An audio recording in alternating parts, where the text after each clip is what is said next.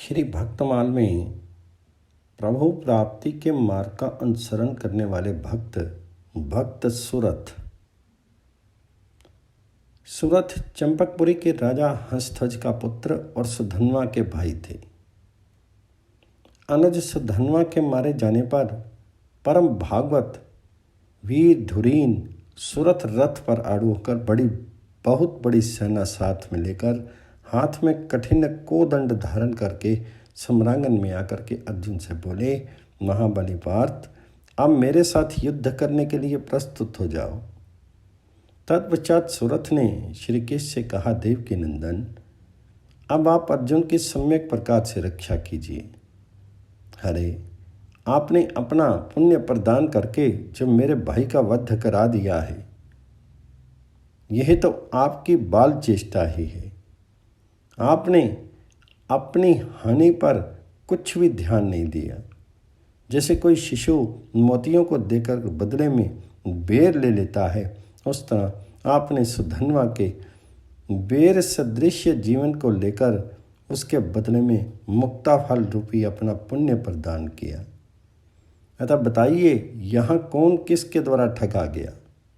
इस प्रकार श्री कृष्ण से प्रेम में व्यंग विनोद करके सुरथ ने अर्जुन को ललकारा।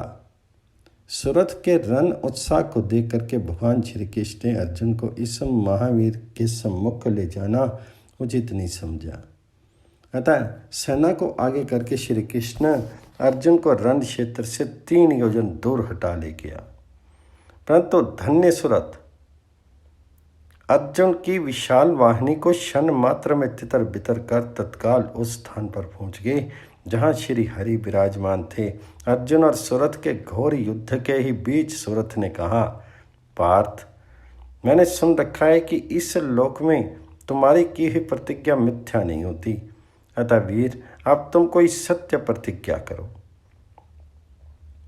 अर्जुन ने कहा, वीर, मैं तुम्हारे पिता के सामने ही तुम्हें धराशायी करूंगा, यही प्रतिज्ञा है। अब तुम अपनी यथोचित प्रतिज्ञा बतलाओ। तो सुरथ ने कहा, अर्जुन, मैं भी तुम्हें युद्ध स्थल में रथ में भूतल पर गिरा दूंगा। यदि मैं इस वचन को सत्य न करूं तो मेरा पुण्य नष्ट हो जाए। तत्पश्चात बहुत देर तक दोनों में रोमहर्षण युद्ध होने के बाद अर्जुन ने एक सर्वदेव में बाण से सुरथ के बड़े बड़े नेत्रों वाले तथा कुंडलों से शोभित विशाल सिर को काट गिराया। भक्त के वचन को सत्य करने के लिए भगवान ने ऐसी लीला की कि सुरथ का कटा हुआ सिर उछल करके अर्जुन के ललाट में जा लगा, जिसके आघात से वे मूर्छित होकर पृथ्वी पर गिर पड़े और वह सिर भगवान श्री कृष्ण के चरणों में गिर पड़ा। तदनंतर भक्तवत्सल भगवान ने अर्जुन को पृथ्वी से उठा करके रथ पर बिठाया और सुरथ के सिर को दोनों हाथों से उठा करके देखने लगे। अर्जुन ने भी उस सिर को लेकर के ये कहते हुए कि इसके समान कोई योद्धा नहीं है, युद्ध स्थल में उसकी वंदना की। इसके बाद श्री कृष्ण ने गरुड़ जी से कहा, पक्षीराज, वीरवर सुरथ के सिर को लेकर शीघ्र प्रयाग में डाल दो। इस सिर के स्पर्श से मेरा यह प्रयाग भी पावन हो जाएगा।